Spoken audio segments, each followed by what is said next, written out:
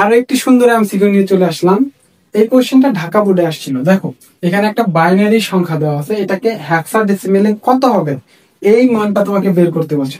তো এখন দেখো, এখন যারা হচ্ছে পূর্বে আমার ক্লাস করছো যে বাইনারি থেকে হেক্সাডেসিমেল কিভাবে করতে হয় তারা অবশ্যই পারবা, আর যারা করনি তারা নিচে আমাদের ক্লাস দেওয়া আছে, ক্লাস ভিডিওটা দেখে নিও। তো বাইনারিকে যখন হেক্সাডেসিমেলে রূপান্তর করতে হয় তখন হচ্ছে 4 বিট করে করে সাজা নিতে হয়। তো আমরা অঙ্কটাকে দেখি। অন অন অন 0 পয়েন্ট হচ্ছে অন অন। তো বাইনারিকে 4 বিট করে সাজাই নিতে হয়। তো এইটা তো 4 বিট দেওয়াই আছে তাই না, কিন্তু এখানে তোমার 4 বিট দেওয়া নেই। তো 4 বিট বানানোর জন্য পিছনে আরো কি নিতে হয়, দুইটা শূন্য নিয়ে আমরা 4 বিট বানিয়ে নিলাম।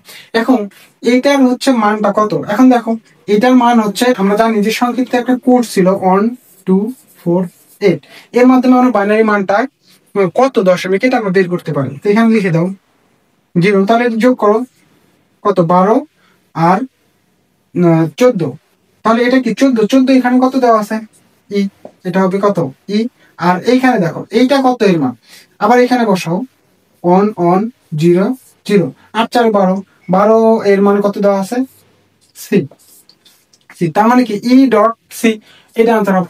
এখন কথা হচ্ছে এই জিনিসগুলা কি, এগুলা যারা হচ্ছে এমসিকিউ ক্লাস করে তারা অবশ্যই জানে যে হেক্সাডেসিমেলে 10 মানে হচ্ছে এ, 11 মানে বি, এভাবে তোমার হচ্ছে এক পর্যন্ত দেওয়া আছে, 15 মানে হচ্ছে তোমার এফ। তো এখন কথা হচ্ছে যে তোমাদের বিস্তারিত জানতে হলে অবশ্যই আমাদের বিস্তারিত ক্লাস দেওয়া আছে, ক্লাসটা করতে হবে।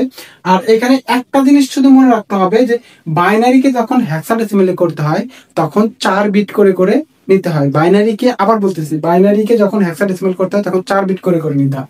তো এটাকে হচ্ছে 4 বিট করে সাজা নিলাম, এটা হচ্ছে কত ই আর এটা হচ্ছে কত সি, আমাদের আনসার হচ্ছে এটা। তো এই পর্যন্তই, আপনারাও ভালো করে বোঝার জন্য আমাদের নিচের ক্লাসটা অবশ্যই করবেন। সবাইকে ধন্যবাদ।